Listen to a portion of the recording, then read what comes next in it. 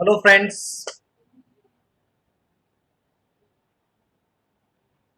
How are you? जल्दी से log in कीजिए।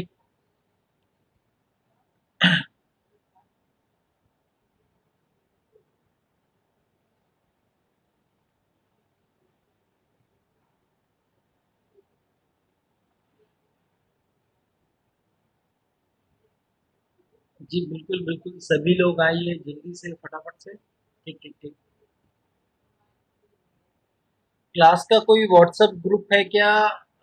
आप भी या तो मेरे जो उसमें है वो आप रुंजन मैडम को जानते हो, जो यहाँ की एग्जीक्यूटिव डायरेक्टर है कुठारी इंस्टीट्यूट की। उनसे डायरेक्टली कांटेक्ट करके आप मेरे से स्टेबलाइज कर सकते हैं। मैंने अपना कांटेक्ट नंबर दे दिया है। वो आपको सारी डिटेल्स एंड वो सारी चीज़ें आपको प्रोवाइड करा देंगी, आपके लिए कहीं पे भी है। Any time you can call. तो वो आपको सोल्यूशन कोई ना कोई प्रोवाइड करा देंगी सारी चीज़ों को। सर आप ही बना दीजिए एक ग्रुप। ठीक है, हम ऐसा कर सकते हैं, आपके लिए एक ग्रुप बना सकते हैं और उसमें वटेवर जो भी मटेरियल है, सारी चीज़ें हैं, वो हम आपको प्रोवाइड करा देंगे। सो दिस में बी पॉसिबल। तो ये भी किया जा सकता है। तो उससे बेटर है कि हम एक और चीज़ कर सकते हैं, अपना टेलीग्राम पर भी ग्रुप को बना सकते हैं, जिसमें हम मैं आपको डायरेक्टली वीडियो भी शेयर कर सकता हूँ। जो भी हमने क्लास ली, किसी का मिस हुआ थोड़ा बहुत या कभी उसको लॉग इन करने में प्रॉब्लम हुई, तो डायरेक्टली हम उसको शेयर मैं इसको शेयर कर दूंगा उस दिन की क्लास, तो वो वहां पर एक बार और सुन लेगा, बार बार उन चीजों को रिपीट कर लेगा, है ना। तो टेलीग्राम पर भी ग्रुप बना सकते हैं। तो इसके लिए आप क्या करेंगे, मेरा मेरा नंबर आप लोगों के पास में ही है, आप मेरे को उस पर हाई का सिंबल करके और वो सब भेज सकते हैं, ठीक है ना। आप मुझे ट्विटर पे भी फॉलो कर सकते हैं, तो वो भी मैं आपको दे सकता हूँ, वहां पर भी मैं कुछ ना कुछ अच्छा डालता रहता हूँ, ठीक है ना। तो वो भी सारी चीजें अपन कर सकते हैं। खैर ठीक है। तो अब हम थोड़े से कुछ कैरेक्टरिस्टिक्स की बात करते हैं संविधान में। इतनी बात जो मैंने बताई वो बेसिक तौर पर आपको समझ में आ गई होगी, इतना मुझे यकीन है। सिर्फ 4 लाइनें समझनी थी, हमने समझ ली। अब कैरेक्टरिस्टिक्स है। कैरेक्टरिस्टिक्स मतलब उसकी विशेषता है, क्या होती है, उसके लक्षण क्या है। लक्षण, इंपॉर्टेंट हिंदी वर्ड इज लक्षण, ठीक है ना।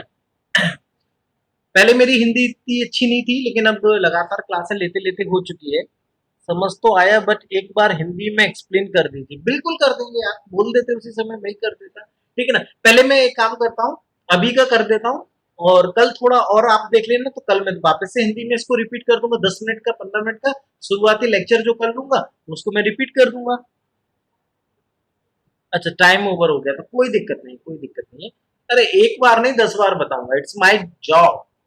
ये मेरा काम है, ठीक है ना। तो आपको 10 बार हिंदी में, है ना, अगर आप कहोगे तो मैं उर्दू में भी बताऊंगा आपको। अब वो बात अलग है कि मुझे नहीं आती, लेकिन सीख के बता दूंगा, लेकिन मेरा काम है तो मैं करूंगा आपको, है ना। ओके, तो हम स्टार्ट करते हैं अपनी सारी चीजों को। हाँ, ऐसे ही पूछते रहा करो, कोई दिक्कत नहीं ठीक है ना, नॉट अ प्रॉब्लम। ठीक है ना, तो कहाँ पहुंच गए हम लोग? इस टॉपिक पर पहुंच गए हैं। तो कुछ कैरेक्टरिस्टिक्स की बात करते हैं कि अगर भारत का संविधान है, तो भारत के संविधान को एक लिखित संविधान बोला जाता है। पहला है, Indian constitution is written constitution. पहली कैरेक्टरिस्टिक्स के बात कर रहे हैं हम भारत के संविधान का, कि भारत का संविधान लिखा हुआ है। लिखा हुआ है मतलब एक कॉपी है, किताब है। अब हमने इसको लिखित क्यों बोला? कहीं ना कहीं हमने इसको क्लासिफाइड किया होगा। There are two types of constitution where it is voice crack हो रही है। अभी भी हो रही है क्या? अभी भी हो रही है वॉइस? वॉइस का इश्यू है? वॉइस का कोई इश्यू आ रहा है आपको? नहीं आ रहा ना? तो अपन कर सकते हैं, आगे बढ़ सकते हैं। बस थोड़ा आप अपनी, इफ पॉसिबल तो वीडियो लिंक को ऑन कर लीजिए प्लीज, तो पढ़ाने में और मजा आएगा, ठीक है ना। तो अगर अपने अपने आपके चेहरे दिखते रहेंगे ना, तो अच्छा लगेगा। चेहरा बोलता है, चेहरा बहुत कुछ बोल देता है ना? कई बार आप अपनी जिंदगी में चेहरे देखकर ही तो पता लगा लेते हैं कि हाँ मामला फिट है कि नहीं।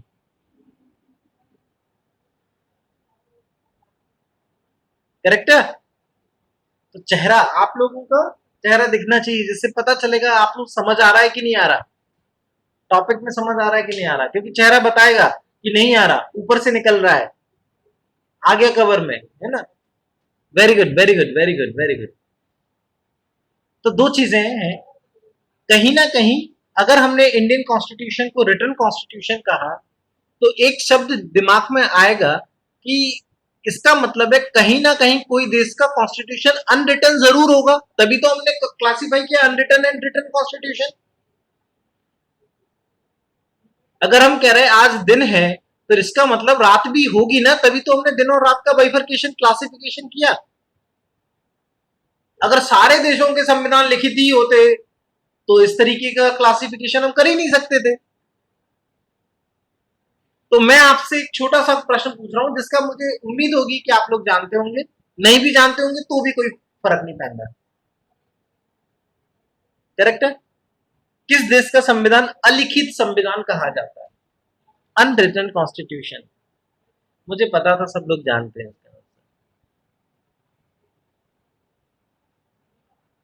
ब्रिटिश का, ब्रिटेन का, यूके का, ठीक है। आखिर ज्योग्राफी में आपको बताएंगे, यहाँ पे तो सब चल जाएगा, यूएसए का नहीं भैया, यूएसए का नहीं, ये फर्स्ट रिटन कॉन्स्टिट्यूशन है यूएसए। पहला लिखित संविधान बना है यूनाइटेड स्टेट ऑफ अमेरिका में, ठीक है ना। नहीं, अमेरिका नहीं है तरुण, अमेरिका नहीं है। ये तो वही अंग्रेज लोग हैं जो हमको इधर गुलाम बनाते रहे, उधर अपना संविधान लिखना भूल गए। मतलब ऐसा है नहीं है, मैंने याद कर, आपको हमेशा लॉन्ग टर्म मेमोरी तक याद रहेगा। समझ में, इसलिए ऐसा ट्रिक यूज करता हूं मैं कई बार, है ना। तो ये दिमाग में रहेगा, आप कभी नहीं भूलोगे, कभी मरते दम तक भी नहीं भूलोगे किस देश का संविधान अलिखित संविधान है। It's a United kingdom, UK. लेकिन साहब UK, Britain, great Britain, England, ये शब्द की मीनिंग आपको ज्योग्राफी में पढ़ाया जाएगा। ये यूके का मतलब क्या होता है, ब्रिटेन का मतलब क्या होता है, ग्रेट ब्रिटेन का मतलब क्या होता है, इंग्लैंड का मतलब क्या होता है, ये हमको बताया जाएगा। हम आपको बताएंगे, सर आपको बताएंगे, कोई टेंशन लेने की बात नहीं। जब ज्योग्राफी के टॉपिक्स को हम डील करेंगे तो वो सारी चीजें भी हम आपको बताएंगे, ठीक है ना। अभी फिलहाल कॉमन नॉलेज के लिए, जनरल नॉलेज के लिए ये मान के चलो कि चारों एक ही है, ठीक है ना, जिससे पता चल जाएगा। ब्रिटेन में बोलने लगा, तो ब्रिटेन का संविधान अलिखित संविधान है, ठीक है। आप क्यों इसको अलिखित कहते हैं, एक कॉमन सेंस लगा के पूछते हैं। बस मेरा यही काम है कि किसी टॉपिक को पकड़ो और उसका पोस्टमार्टम करो कि कहाँ, क्यों, कैसे, कहाँ, किस तरीके से, तो चीजें क्लियर हो जाती हैं, खुल जाती हैं, हमारे दिमाग में उसकी अंडरस्टैंडिंग बन जाती है प्रॉपर तरीके से।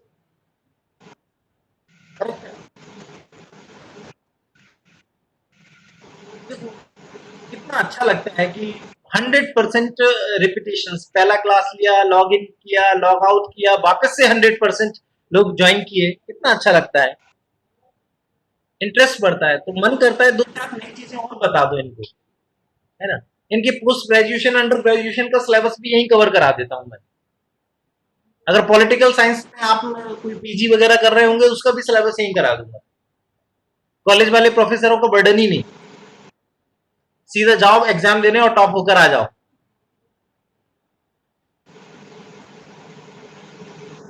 वीडियो लैग हो रहा है, अरे आवाज लैग नहीं होनी चाहिए, वीडियो लैग हो रहा है तो कोई दिक्कत नहीं है, थोड़ा सा नेट कनेक्शन और उनका इश्यू आ जाते हैं, वहीं कोई दिक्कत नहीं है।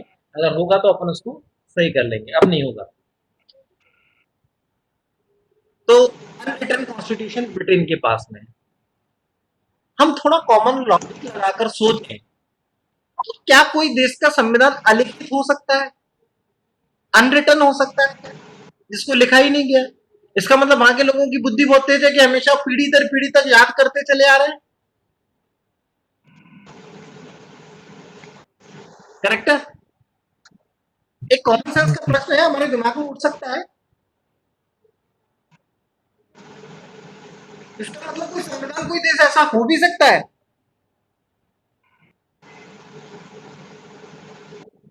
नहीं हो सकता। नहीं हो सकता ना, possible, practically is not possible. कि किसी देश का संविधान लिखा नहीं गया। इसमें अनरिटन, हाँ सौरभ आंसर कर रहे हैं, सौरभ बताइए क्या है। Very good.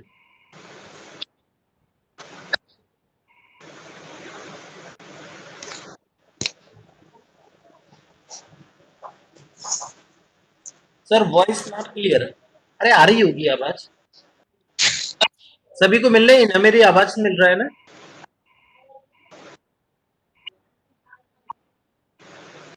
मिल रहा है ना, आवाज मिल रहा है। हाँ, कोई अपना माइक को, आकांक्षा श्रीवास्तव आप अपना माइक को क्लोज कर ले, अब ठीक रहेगा। हाँ सौरभ, आप आंसर कर रहे थे, जरा टाइप करके बताइए फटाफट से।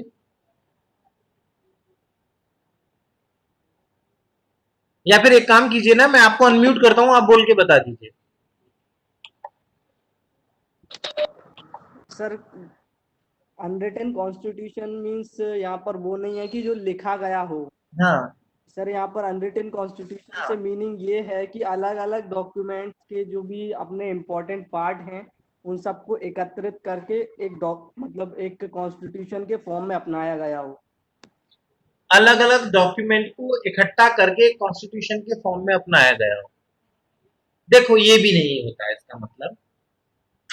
मैंने बताया कि हमेशा एक ही चीज के, पहले दिन की क्लास में आपसे बोला था, एक चीज के बहुत आंसर हो सकते हैं, लेकिन हम किस पे जाएं जो बेस्ट अप्रोप्रिएट हो, मोस्ट अप्रोप्रिएट आंसर हो, है ना, जो उस बात को पॉइंट टू पॉइंट हिट करे। आपने कभी जीवन में सुना है कि संविधान कौन बनाता है? संविधान बनाने वाली या संविधान को लिखने वाली कोई संस्था तो होगी। जैसे भारत के संदर्भ में पढ़ते हैं कॉन्स्टिट्यूएंट असेंबली, संविधान सभा। अमेरिका के कॉन्टेक्स्ट में पढ़ते हैं संविधान सभा। मतलब जहां संविधान लिखा गया है वहां संविधान सभा बुलाई गई है और उन्होंने एक जगह एकत्रित होकर सारी चीजों को कंपाइल किया है। इसका मतलब कॉन्स्टिट्यूएंट असेंबली को कॉल किया गया है। लेकिन अमूमन तौर पर ब्रिटेन ने कभी कॉन्स्टिट्यूएंट असेंबली को कॉल नहीं किया। जब संविधान सभा ही नहीं बुलाई तो कैसे डॉक्यूमेंट को फिल्टर करके दिखाया गया होगा कि ये संविधान सभा हो सकती है? कोई लोग ही नहीं चुने गए जो इस काम को करेंगे। Getting the point? मेरा बात समझ पा रहा है? थोड़ा लॉजिकल पॉइंट है। तो अनरिटन का मतलब है नो कॉन्स्टिट्यूएंट असेंबली। इसका मतलब वो लिखा तो है, लेकिन चूंकि कॉन्स्टिट्यूएंट असेंबली नहीं बुलाई गई, एक कोई जगह तय नहीं की गई, एक कोई पर्टिकुलर टाइम पीरियड तय नहीं किया गया। जैसे हर देश का संविधान का एक समय है कि भारत का संविधान पर्टिकुलर डेट से पर्टिकुलर डेट तक बना, अमेरिका का कॉन्स्टिट्यूशन इस डेट से लेकर इस डेट तक बना, ब्रिटेन का कॉन्स्टिट्यूशन कब बना वी डोंट नो, बिकॉज किसी पर्टिकुलर फ्रेम में कॉन्स्टिट्यूएंट असेंबली बनाई नहीं गई किसी पर्टिकुलर टाइम पीरियड में।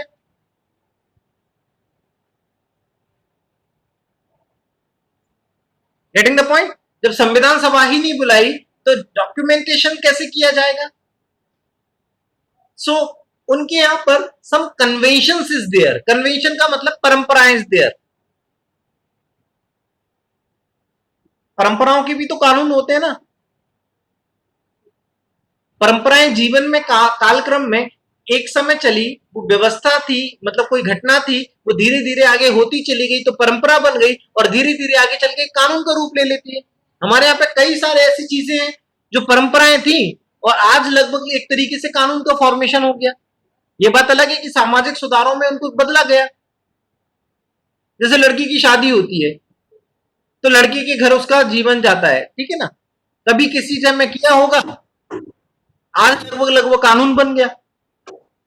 कभी देखा आपने लड़की की शादी हुई और लड़का विदा होकर रोते रोते जा रहा है, उसकी विदा हो रही है, अजीब सा लगेगा समाज में, हंसेंगे और लोग बाग उसको। ये बात अलग है कि इन 21st सेंचुरी के अंदर, 20th सेंचुरी के अंदर वुमेन एम्पावरमेंट बढ़ा और यहाँ पे इक्वल राइट्स की बात की गई, समान अधिकारों की बात की गई, तो ये आइडियोलॉजी धीरे धीरे कमजोर हो रही है, लेकिन आज भी समाज में स्थित है, व्याप्त है, परंपराएं। लड़की का सरनेम चेंज होकर लड़के का सरनेम लगाया जाएगा ये बात अलग है, आज वुमेन एम्पावरमेंट के दौर में बराबर से मिला, लेकिन ये परंपरा आज धीरे धीरे समाज में व्याप्त कानून हो गई। दहेज अपने आप में एक कानून बन गया था, है ना। हमारे यहाँ किसी कोई लड़के से कोई कह दे कि मैं दहेज नहीं लूंगा, मैं फ्री में शादी करूंगा, तो आधे लोग लड़की बिहाने ना जाए उसके यहाँ। ये मामले में नहीं कि कितना अच्छा लोग है कि दहेज भी नहीं लेते, ये मामले में पता नहीं दहेज नहीं ले रहा इसमें क्या कमी है। तो दहेज एक अनऑथराइज सिंबल हो चुका है, एक तरीके से कानून के, इसी को बोलते हैं ना कॉमन लॉज, परंपराओं से के कानून।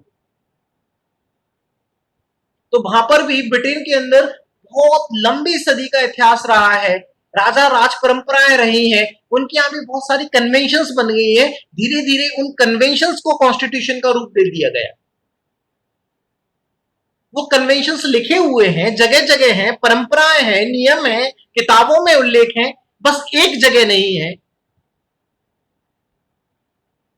एक समय काल में उनको कंपाइल्ड नहीं किया गया, इसलिए हम उसको अनरिटन कॉन्स्टिट्यूशन कह रहे हैं। It means the unwritten means not written नहीं है।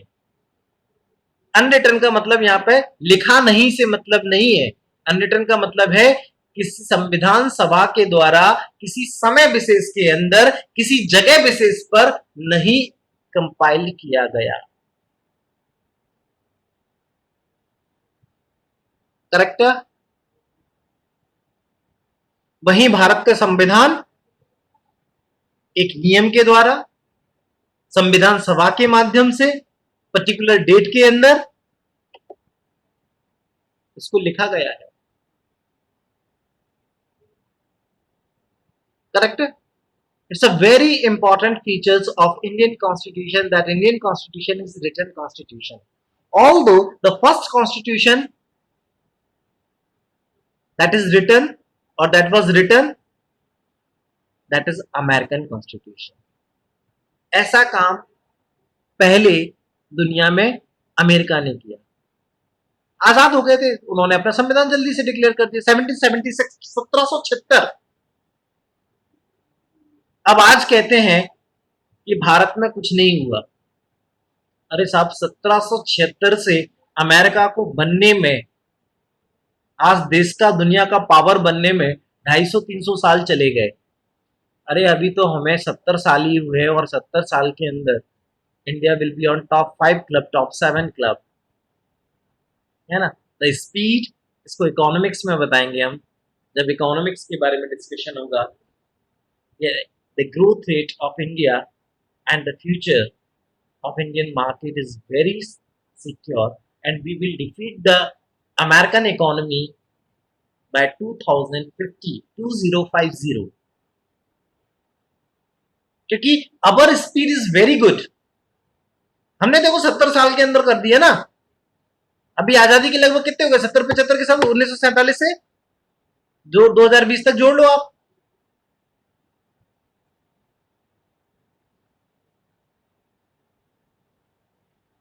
है ना। पंडित जवाहरलाल नेहरू ने झंडा फहराया था ना, आजादी का झंडा लाल किले की प्राचीर से 15 अगस्त 1900 जल्दी जल्दी लिख के टाइप करो, पूरा करो, जैसे कुछ आलस में मत बैठे रहो, कुछ ना कुछ करते रहो, फटाफट से टाइप करो। लाल किले की प्राचीर पे पहली बार पंडित जवाहरलाल नेहरू ने झंडा कब फहराया था? 1947। Very good. यही तो चाहता है, मैं हमेशा पता आपसे बड़े प्यार से चीजें गलत करवाता हूं, मेरा ऑब्जेक्टिव भी था। अगर मैं 1900 बोल के अटक क्यों गया, बोल ही देता अगर 47 आंसर होता तो, लेकिन मुझे पता था आप लोगों की गलतियां हैं, ये आपकी गलत पढ़ने की परंपरा है। 46 नहीं है, आजाद तो हम 47 में हुए तो 46 तो बायोलॉजिक हो ही नहीं सकता ना। लाल किले की प्राचीर पर पहला झंडा 15 अगस्त 1948। तो आप कहेंगे 15 अगस्त 1947 को क्या? वो राष्ट्रपति भवन में, क्योंकि आधी रात को आजादी मिली थी ना, रात के 12 बजे के करीब। और रात के 12 बजे कहां जाते हैं हम लाल किले पर, दिखता भी नहीं लोगों को, तो हमने राष्ट्रपति भवन में फहराया था। अरे समझ में आ गया कैसी चीजें हम गलत करते हैं और कैसी चीजें सही करनी है, अब नहीं भूलोगे कभी। अरे यार, आप लोगों को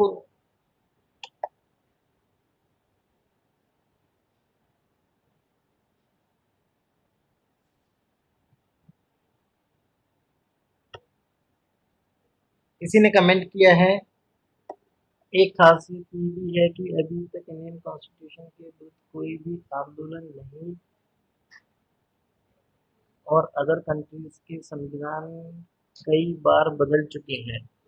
देखिए, अगर संविधान बदलने की बात करें तो फ्रांस एक ऐसा देश है जिसके संविधान कई बार बदले हैं।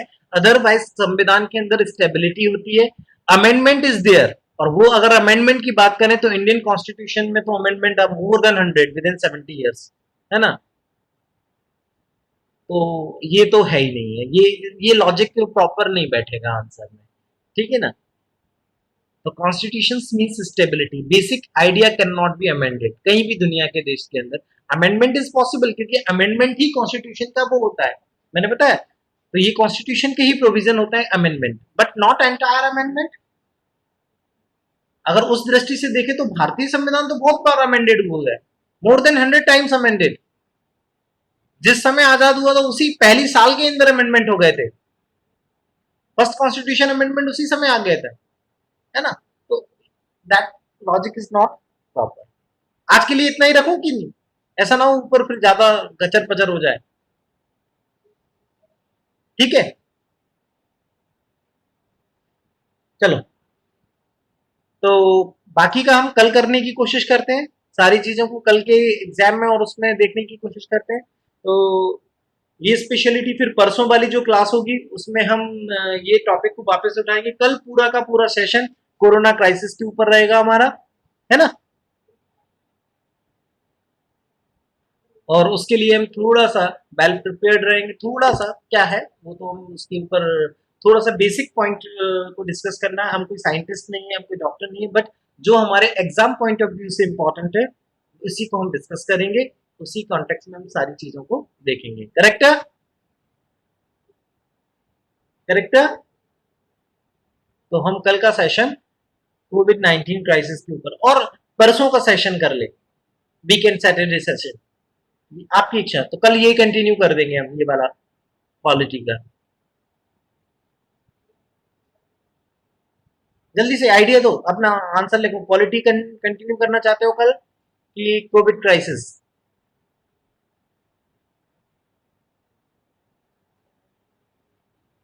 जल्दी फटाफट से लिखिए। गुड।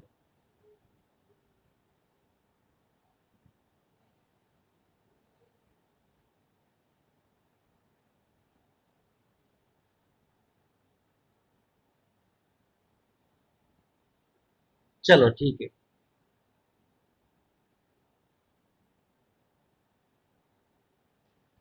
तो हम कल मुलाकात करते हैं आपसे सेम टाइम में, 10 बजे कल फिर मुलाकात होगी, ठीक है ना। इसको कंटिन्यू कर लेंगे हम सारे टॉपिक्स को, ठीक है ना। और फिर हम कोरोना क्राइसिस के ऊपर जाएंगे, एक बड़ा डिटेल डिस्कशन उसके ऊपर भी करेंगे, उसके ऊपर भी आपकी अंडरस्टैंडिंग बन जाएगी, ठीक है ना।